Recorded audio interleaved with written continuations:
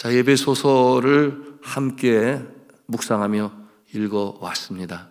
에베소서를 통해서 주시는, 특별히 이 교회에 주시는 하나님의 진리의 말씀을 가슴에 담고 여러분들이 말씀을 실천하고 적용하심으로 말미암아 평안 가운데 든든히 서가는 교회의 성도가 되시기를 주님의 이름으로 축복합니다. 자, 이제 오늘 마지막 시간 되겠습니다. 함께 말씀을 나누고자 하는데요, 우리가 읽은 성경 본문의 말씀 18절에 보니까 뭐라고 말씀을 하셨는가? 모든 기도와 간구를 하되 성령 안에서 기도하고, 그렇게 말씀하고 있어요. 성령 안에서 기도하고. 우리가 은혜를 입는 방편 두 가지로 가장 중요한 것을 손꼽으라면 그것은 말씀과 기도입니다. 말씀과 기도를 통하여 하나님께서는 우리에게 은혜를 주세요. 그런데 여기서 이 말씀이란 곧 하나님의 말씀이죠. 이 말씀을 통해 우리가 구원의 도를 깨달아요. 그런데 이 기도는 구원의 도로 깨달은 그 진리가 우리의 심령 가운데, 그렇지, 이것이 영생의 도지, 이렇게 확실히 믿게 하는 일에 기도는 그 역할을 발휘합니다. 그러므로 지적으로 깨닫는 것이, 누구든지 지적으로는, 심지어 믿지 아니하는 사람도 성경을 읽으면서 성경에는 이런 내용이 있구나 깨닫지만, 정작 중요한 것은 그것이 우리의 심령의 믿음으로, 아멘으로 받아들여져야 하는데, 그 일은 누가 하시는가? 기도할 때 성령께서 행하신다. 너무나 중요한 거예요. 말씀은 영생을 이루는 이 십자가의 도를 알려줍니다. 지적인 깨달음이 있어요. 그런데 기도는 그 십자가 사건이 정말 그렇구나, 이것이 나를 위한 것이구나, 내가 그처럼 악한 죄인이었구나, 그러므로 주님 앞에 회개함으로 말미암아 여러분 이 심령 가운데 구원의 역사가 나타나게 되는데, 여러분 말씀이 진리인 것을 깨닫게 하시는 분이 진리의 영이신 성령이시오. 또한 그 말씀이 우리에게 부딪혀올 때 회개하시는 분이 회개의 영이신 성령이세요. 그러므로 이 성령 안에 기도한다고 하는 것은 말씀이 우리의 심령에 믿음으로, 아멘으로 받아들이는 일에, 그것도 나의 공로가 아니라 성령의 도우심으로 이루어진다. 그러니 성령 안에서 기도하는 것은 너무나 필요한 것이에요. 그러므로 기도할 때에 성도 여러분, 우리가 잘 알아야 합니다. 세파의 무거운 짐을 지고 지쳐 힘들어 기도할 때, 여러분 우리가 혼자 기도하는 게 아니에요.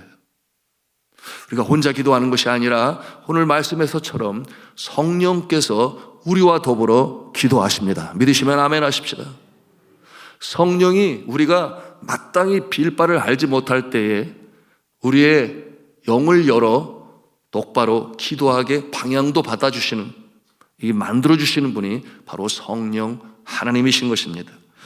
자, 성령께서 기도 가운데 함께 하셔서 기도를 도우시고 기도를 인도하시고 또 그 기도를 하나님께 올리시는 영이 바로 성령이세요. 그런데 기도 중에 또 성령님 한 분만 계신 것이 아니에요. 하나님께서 그 기도를 들으시고 받으십니다. 나중에 받으시는 게 아니라 바로 기도하는 그 순간에 그 일을 성령께서 도우시고, 그리고 우리가 기도를 하나님께 올릴 때에 반드시 이 결제 사인이 필요해요. 이 결제 사인은 누가 하는가? 예수 그리스도께서 하십니다. 그러므로 우리가 기도할 때에 내 이름으로 기도하는 사람은 물론 없겠죠.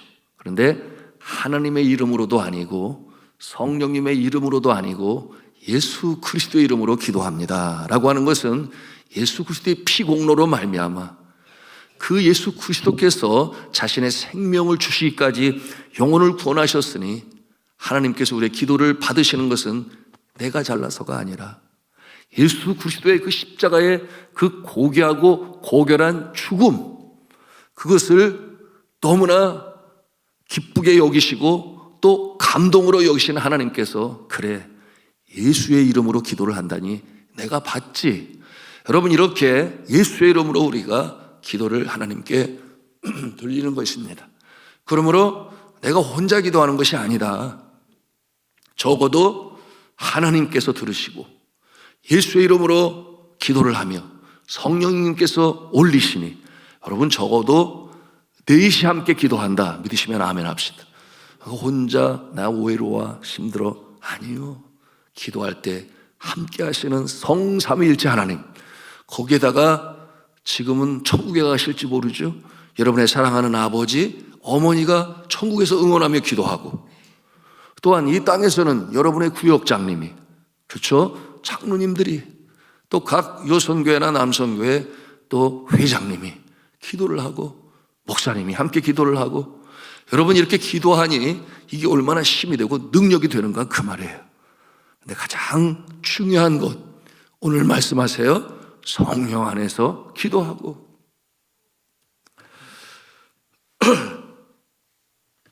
자, 우리가 이것을 알아야 됩니다. 이 기도는 하나님과 우리 사이를 연결하는 끈이 돼요. 기도는 하나님과 우리 사이의 간격을 연결하는 다리요 교량이 됩니다. 기도는 우리가 무거운 짐을 지고 나홀로 견디다 못해 쓰러질 때 다시금 일어나게 하시는 능력인 줄로 믿으시기를 바랍니다. 기도는 고통의 극점에서 애통하는 자의 심령을 새롭게 하시는 이 능력으로 우리에게 다가오니, 여러분, 기도는 우리 신앙인에 있어서 너무나 중요한 말씀 그리고 기도다. 말씀만 잘 알아도 안 돼요. 기도만 한다고 해서도 안 돼요. 여러분, 이것이 은혜의 방편으로 주셨으니 여러분 겸하여 하나님의 위로부터 내려주시는 은혜를 체험하며 승리하는 성도가 되시기를 주님의 이름으로 축복합니다. 자, 이 기도의 능력은 기도 자체에 있는 것이 아니라 기도 가운데 성령께서 역사하시기 때문에, 그래서 기도가 능력이 있는 거죠. 그러므로 성령이 함께 하시지 아니하는 기도는 이미 기도가 아니다. 그저 허공에 외쳐지고 사라질 안개와 같은 것입니다. 그러므로 성도 여러분, 성령 안에서 성령으로 기도하시기를 주님의 이름으로 축복합니다. 성령 안에서 성령으로 기도한다고 하는 것은 성령을 전적으로 의지하며 기도하는 거예요. 기도 순간순간마다 성령이여 도우소서, 내가 중언부언하여 기도하지 않게 하여 주시고, 내가 기도할 때 정욕으로 구하여도 받지 못하면 정욕으로 구함이라. 내 뜻 정욕으로 구하지 않도록 성령께서 깨달음을 주세요. 그런가 하면 내가 기도할 때 심령이 청결한 자는 복이 있나니 그가 하나님을 볼 것이오며 그랬어요. 하나님의 뜻을 알 수 있는데 성령께서 기도 중에 또 깨달아 알게 해주십니다.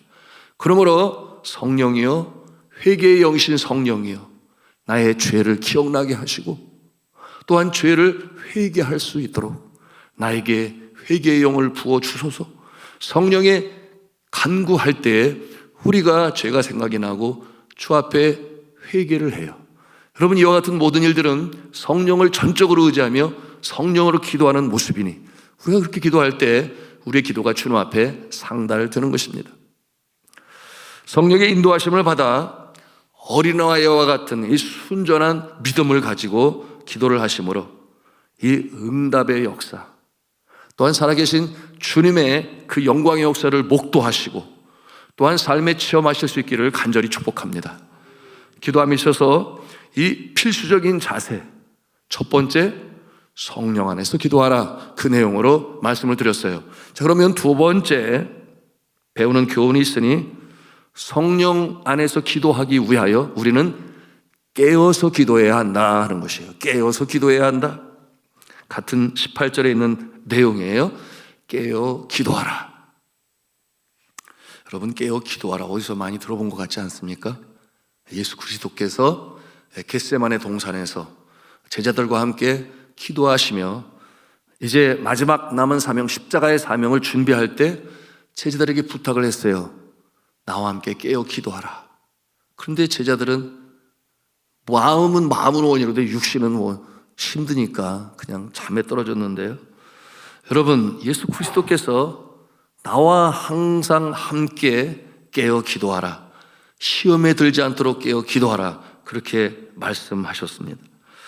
여러분, 사도 바울은 로마의 감옥에서 이제 에베소 교우들에게 말씀을 편지로 전하면서 같은 말씀을 주시는 거예요. 18절의 말씀 우리 다시 한번 읽도록 합니다. 시작.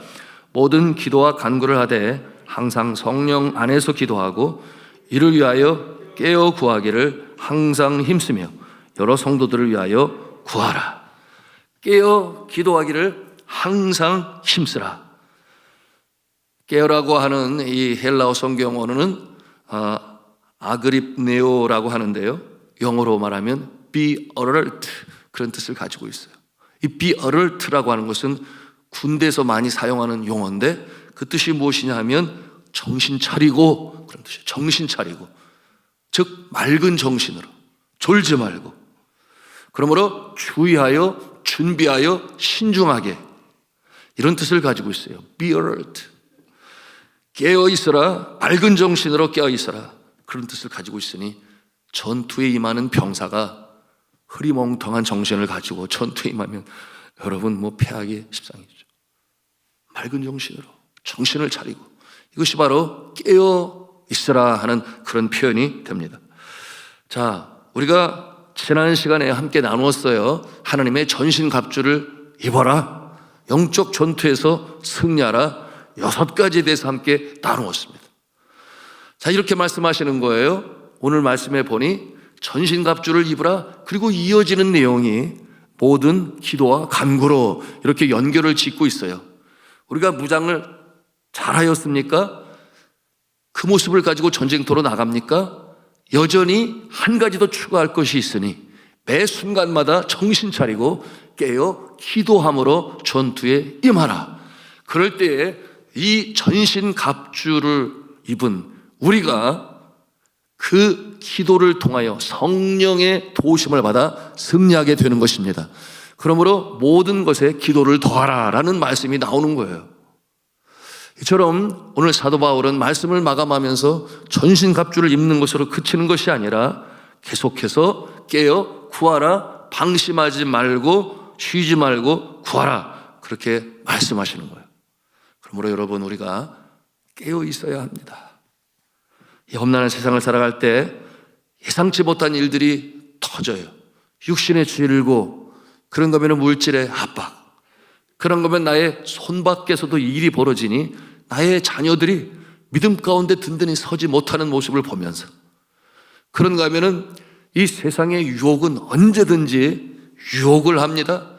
그러므로 좌로나 우로나 치우칠 수 있어요.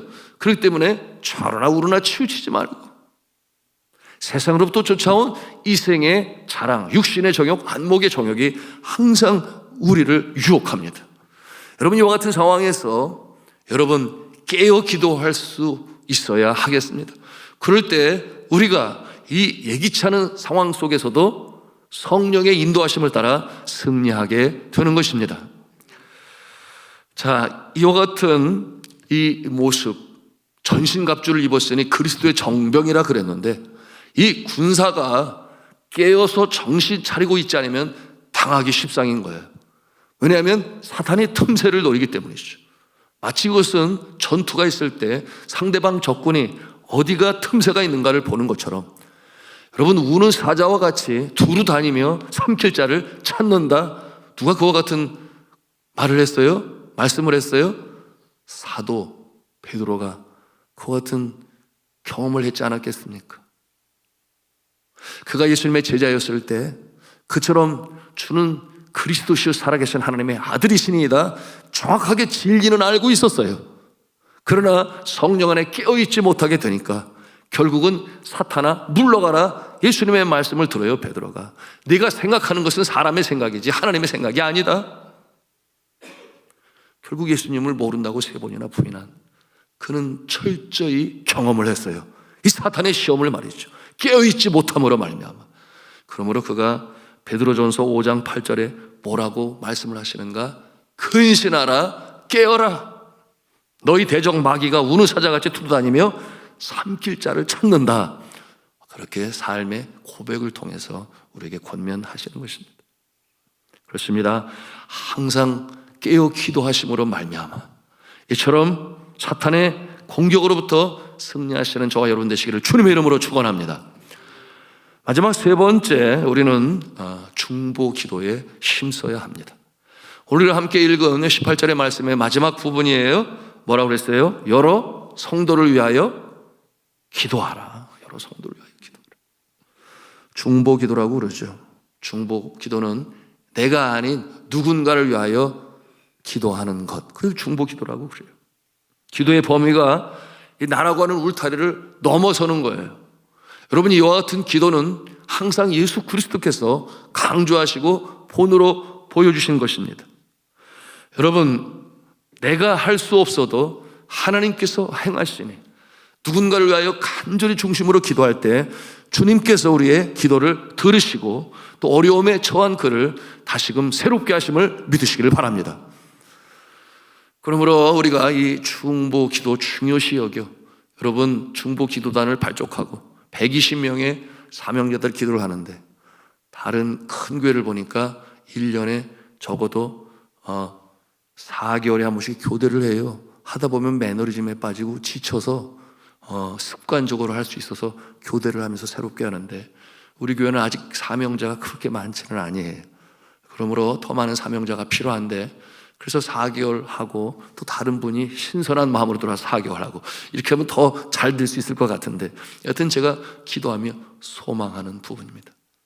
자, 그런데 이 중보기도는 너무나 중요해서 예수 그리스도께서 기도의 본을 가르쳐 주실 때 우리가 매번 예배 시마다 마칠 때는 주가 가르치신 기도로 우리가 기도를 드리잖아요. 그런데 그 기도의 주제는 나라고 하는 울타리를 넘어서서 하늘에 계신 나의 아버지가 아니라 하늘에 계신 우리 아버지, 그 복수로 사용하고 있음을 우리는 볼 수 있어야 하겠습니다. 여러분, 오늘도 우리가 이 주기도문으로 기도하겠습니다마는 주님 오시는 그날까지 우리가 추구하고 또한 바라는 기도, 주가 가르치신 기도예요. 하늘에 계신 우리 아버지, 아버지의 이름을 거룩하게 하시며 아버지의 나라가 오게 하시며 나의 아버지가 아니고 우리 아버지이심을 항상 기억할 수 있어야 돼요. 그리고 오늘날 나에게뿐만 아니라 우리에게 일용할 양식을 주시고 오늘날 나의 죄를 용서해 주실 뿐만 아니라 우리의 죄를 용서하여 주옵시고 여러분, 이렇게 예수 그리스도께서는 항상 믿음의 공동체, 하나님의 나라에 대한 관심을 가지고 나라는 울타리를 넘어서서 그 범주를 넘어서서 기도의 본으로 우리에게 보여주시고 가르쳐 주셨습니다. 자, 우리가 기도해야 할 이유들이 많이 있어요. 여러분, 기도 제목 카드 계속해서 우리 성도들이 어릴 때마다 올리고 있는데 여러분 정말 기도 제목이 많습니다. 육신의 질병, 물질의 압박, 오늘도 취업을 위해서 기도하는 지체가 있는가 하면 그리고 말씀을 드린 것처럼 우리 자녀들이 믿음에서 멀어져서 고등학교 때까지는 그렇게 잘했는데 대학에 가고 나서 왜 그렇게 변하는지 그럴 수밖에 없지요. 예, 그 대학에 들어가면 그야말로 세상 아닙니까? 그들이 거기서 무슨 신앙을 얘기합니까? 그야말로 기독교인은 국민 전체 중에서 그 수가 많지가 아니에요. 그러니 대세라고도 말할 수 있고 거대한 강이 범람하는 것처럼 그렇게 흘러가는 세파 속에서 거슬러 올라갈 수 있는 힘이 필요한데 보통 기도하지 않으면 그냥 십슬로 떠내려가는 거예요. 자, 이와 같은 내용들을 가지고 기도 제목으로 올라옵니다. 우리가 그들을 위하여 기도할 때 정말 중심으로 깨어 기도해야 하고 중보하며 기도해야 하고 성령 안에서 기도해야 하는 것입니다. 자, 오늘 사도 바울은 성도를 위하여 기도할 것을 권면하시고 이어 부탁하기를 나를 위해서도 기도해달라, 그와 같은 부탁을 해요. 자, 19절 말씀을 같이 읽도록 하겠습니다. 시작. 또 나를 위하여 구할 것은 내게 말씀을 주사 나로 입을 열어 복음의 비밀을 담대히 알리게 하옵소서 할 것이니. 놀라운 것은 이어지는 말씀이니 자신이 감옥에 갇히게 되고 쇠사슬에 묶이게 된 이유가 무엇인가? 이 사도 바울은 고백을 통해서 알려줘요. 그것은 뭐냐면 복음을 전하는 일에 더 담대하고 강한 모습으로 전할 수 있도록, 담대한 모습으로 전할 수 있도록 기도해달라고 그래요. 그러면서 하는 고백이, 이렇게 감옥에 있게 된 이유가 무엇이냐? 하나님께서 나를 더 강하게 만드시려고 이 감옥에 두셨다. 이와 같은 고백을 해요. 참 대단하지 않습니까? 이와 같은 믿음을 가지고 있었기 때문에 여러분, 어떠한 상황 가운데서도 빈에 처할 때도 있었어요. 감옥에 갇힐 때가 있었어요. 강도를 맞기도 했어요. 굶주리기도 했어요. 여러분, 이와 같은 어려운 상황 가운데서도 믿음으로 이겨나갈 수 있었으니 오늘 그와 같은 모습을 우리는 대하는 것입니다. 여러분, 그 모습을 볼 때 여러분, 하나님께서 얼마나 기뻐하실까요? 그러므로 그야말로 그의 인생 전체가 불꽃 같은 인생으로 주의 영광을 위하여 쓰임받는 전도자가 되었던 것입니다. 자, 성도 여러분, 이처럼 기도를 요청을 했어요. 그리고 에베소 교우들이 간절히 중보하여 기도할 때 그는 로마에서 제1차 감옥에서 석방됩니다. 놀라운 역사가 나타났죠. 제1차 로마 감옥 생활에서 석방이 되고 다시금 놀라운 능력으로 선교지를 돌아보고 격려하고 위로하고 복음 전하는 사역을 감당합니다. 그러다가 박해가 다시금 강하게 휘몰아쳐온 때가 있었으니 로마의 네로 황제 시대였어요. 그때 그는 다시금 로마 감옥에 갇히게 되고 70세의 나이로 그곳에서 주님의 나라로 들어가십니다. 자, 성도 여러분, 우리가 이 시대에도 복음을 전하는 자들을 위하여 기도해야 합니다. 그들은 응원이 필요해요. 왜냐하면 복음을 전한다고 하는 것은 영적으로 그 전선, 최전방에 있는 것이 선교사님들의 모습이 바로 그와 같은 모습이요.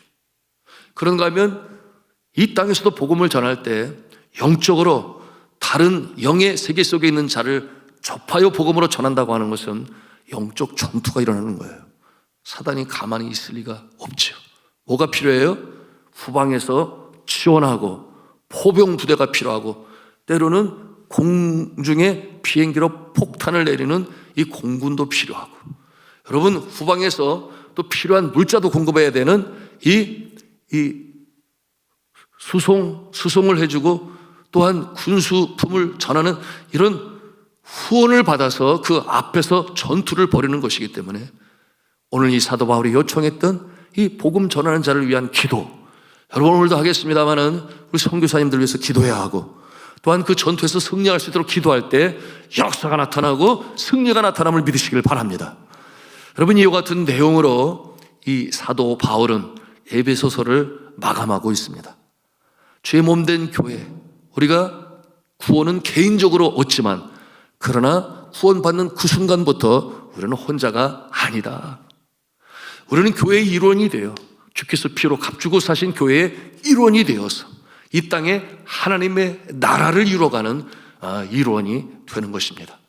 여러분, 오늘의 말씀을 가슴에 담고 성령 안에 기도하시고, 그리고 늘 깨어 기도하시고, 또한 나라는 범주를 넘어서서 하나님의 나라, 누군가를 위하여 어려움 속에 처한 특별히 복음을 전하는 자들을 위하여 기도하심으로 말미암아 살아계신 주님을 체험하고 승리하며 광야와 같은 인생길 전진하며 요한이시 승리의 깃발을 들고 전진해 나가는 순례자가 되시기를 주님의 이름으로 축원합니다.